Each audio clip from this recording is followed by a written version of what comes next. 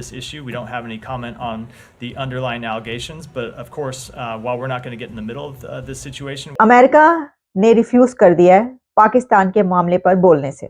पहले India accused करता रहा पाकिस्तान को, पाकिस्तान के पास सबूत हैं कि इंडियंस पाकिस्तानी सॉइल पे शक यही पड़ता है कि रॉ के जरिए ये सब कुछ हुआ है। सबसे ज्यादा टॉप पर इंडिया है, ठीक है। अमेरिका को देख लो, वो एक सुपर पावर है, लेकिन वो किसके साथ अपने रिलेशन बेहतर करना चाह रहा है? इंडिया के साथ। एक पॉलिसी बनी थी दोवल साहब की कि ये इस किस्म की अग्रेसिव डिफेंस करनी है हमें। अमेरिका ने रिफ्यूज किया है कि वो ऐसे किसी मामले पर तबसरा नहीं करेगा जिसमें ये कहा जा रहा है कि इंडिया की तरफ से 20 लोग जो पाकिस्तान में मारे गए और उसमें ये राह की साजिश है और वहां से जो है ये प्लान किया गया और यूएई में ऑपरेटिव्स मौजूद थे, उन्होंने एक कत्ल करवाया। और उसके बाद इंडिया के डिफेंस मिनिस्टर राजनाथ सिंह ने ये कहा कि पाकिस्तान के अंदर घुस के मारेंगे।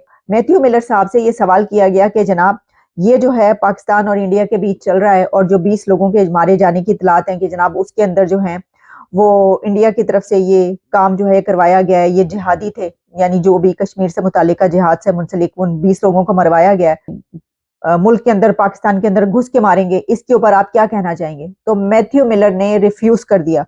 उन्होंने कहा मैं इसके ऊपर कुछ नहीं कहना चाहता, हम इसके ऊपर कोई कॉमेंट नहीं करेंगे।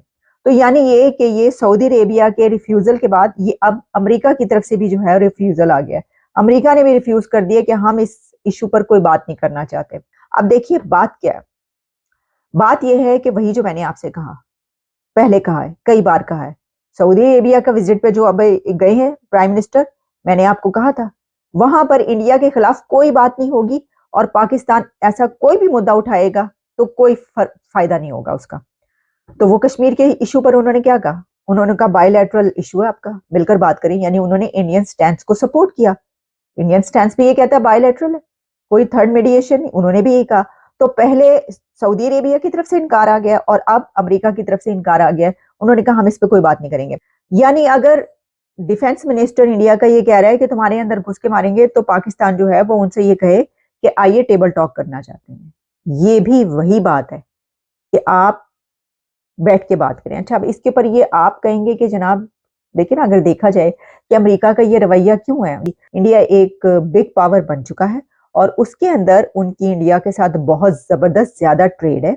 और सबसे अहम नुकता ये है कि जो दहशतगर्दी है उस मामले में इतनी को बदनामी हो चुकी है, इतनी को बदनामी हो चुकी है कि FATF तक में लास्ट साल तक नाम रहा है। तो उन्होंने कहा जनाब ये, तो हर तरफ से कहा जा रहा है बायलैटरल इश्यूज हैं। इंडिया के स्टैंड को सपोर्ट कर दिया है अमेरिका ने भी।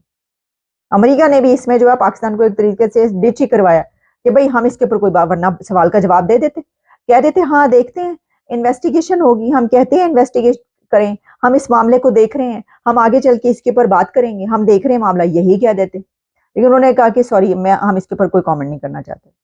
आप खुद ही अंदाजा कर लें इससे किसकी क्या अहमियत है, किसकी कितनी अहमियत है। अब वो लोगों के पास नहीं जा रहे, वो दुनिया के पास नहीं जा रहे, वो स्टैंड लेके खड़े हैं और उन्होंने जो करना था वो खुद ही कर दिया। उन्होंने अपने तमाम मामलात अपने हाथ में ले लिए और वो एक माइटी पावर बन चुके हैं और उसके अंदर उनको किसी की फिक्र नहीं है, क्योंकि वो किसी के नीचे नहीं लगे हुए, किसी के थल्ले नहीं लगे हुए, किसी से लेके नहीं खा रहे, किसी को जो है खिला रहे हैं सबको, किसी से लेकर नहीं खा रहे। एक पॉलिसी बनी थी दोवल साहब की कि ये इस किस्म की अग्रेसिव डिफेंस करनी है हमें, कि ये करना चाहिए हमें भी, in order to, and we are a big power now and we can get away with it. 2020 से लेके 2024 तक कोई 20 एक किलिंग्स हुई हैं पाकिस्तान के अंदर, जिसके अंदर सस्पेशन ये है कि इंडियन इंटेलिजेंस ने वो ऑर्गेनाइज की हैं। दूसरा पॉइंट ये है कि ये इंडियन इंटेलिजेंस ऑपरेट कर रही है from Dubai and from Mauritius, जो जिनको टारगेट किया गया दे आर मेंबर्स और एक्स मेंबर्स ऑफ लश्कर तैयबा या हिजबुल मुजाहिदीन, क्योंकि वो कश्मीर के अंदर they were the main terrorist organisations as designated by India. तो उनके ऊपर यहाँ जो किलिंग्स हुई हैं। गैर मुस्लिम को हिंदू को वो कहते हैं सदीक, हिंदुओं को सदीक कहते हैं। सदीक का मतलब है सच्चा दोस्त। अरे वाह, हमें दोस्त और उन्हें सच्चा दोस्त। उन्हें सच्चा दोस्त हम तो चलते, हम जैसे कहते हैं ओए इधर वो ये ओए, और उनको वो जी, उनके लिए जी है। और ये अच्छा, ये बड़ी इंटरेस्टिंग बातें हो रही है। सऊदी हमें कहते हैं ओए इधर आ, इंडिया इसको कहती है जी इधर आ। है। इतना बड़ा फर्क क्यों है जी? फर्क वो है कि कुछ हमारी आदतें भी खराब हैं। हाँ, हमारी आदतें खराब हाँ, हैं। क्या? हमारी आदतें ये है कि अब रमज़ान है, वहाँ ज़कात लेने वाला कोई नहीं है। ठीक है। हिंदू, क्रिश्चियन, फिलिपानी सारे लोग जो है ना वो नहीं लेंगे। हमारे लोग दरवाजे खटखटाते हैं, भीख मांगते हैं भीख मांगते पाकिस्तानी। हैं, कहते हैं हमें दे दें जी ज़कात। कि उनकी इकोनॉमी स्ट्रांग है, जहाँ से हमें वैसा आता अच्छा लगता है हम उसी तरफ ही झुकाव ये करते बड़ी हैं। बात है। सऊदी अरब को पता है इंडिया मालदार है, इसलिए वो इसके साथ दोस्ती कर रहे हैं। बिल्कुल ऐसे ही है। आजकल डॉलर जितना ऊपर जाएगा उसी मुल्क से हमारी दोस्ती होगी। और ये इंडियन कल्चर जो है वो वैसे भी इस चीज़ को प्रमोट कर रहा है कि पाकिस्तान जो मुस्लिम है वो कम हो और सारी कंट्रीज इस चीज़ को सपोर्ट करें। पाकिस्तानी वहाँ जाते हैं तो वो कहते हैं हैया हैया, मतलब चीज़ों को टच भी ना करें। और दूसरी कंट्रीज जो है सऊदी अरब पाकिस्तानी को देख के हैया हैया करते हैं। ऐसे ही है। कर लें तो उनमें सबसे ज्यादा टॉप पर इंडिया है। ठीक है, अमेरिका को देख लो, वो एक सुपर पावर है, लेकिन वो किसके साथ अपने रिलेशन बेहतर करना चाह रहा है? इंडिया के साथ। चाइना को देख लो, इंडिया के साथ। सऊदीया को देख लो, इंडिया के साथ। ईरान को देख लो, तुर्की को देख लो। तो हर कंट्री चाहती है कि हम इंडिया के साथ अपने रिलेशन बेस्ट करें, क्योंकि वो आजकल ऊंचाइयों पे जा रहा है। अब देख लो, हम लोग यहाँ पे अपने बच्चों को कहते हैं चांद इधर आओ, चांद इधर आओ, तो वो देखो इंडिया चांद पे चला गया। यार हम उनकी कौन कौन सी चीजें बयान करें? तो हिंदुइज्म को वो देते हैं, प्रोटोकॉल देते हैं। वहाँ पे जो जितने भी हिंदू हैं वो उनके आने से खुश हैं, क्योंकि वो आप देखें ना गुजरात में उन्होंने ट्रेन वगैरह चलाई है, उसी से वो वजीर आला बने हैं। फिर उसी को उन्होंने एडवांस किया पूरे गुजरात से भी बाकी सूबों में लेके उसी से वो वजीर आज़म बने हैं। फिर वो उस पर खुद कोई करप्शन का कोई आज तक कोई पैसा साबित नहीं हुआ।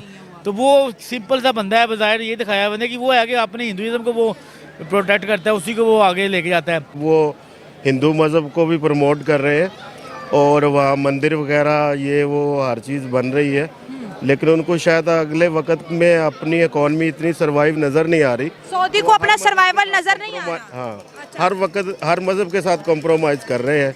ये अब अल्लाह जानता है कि बेहतरी क्या है।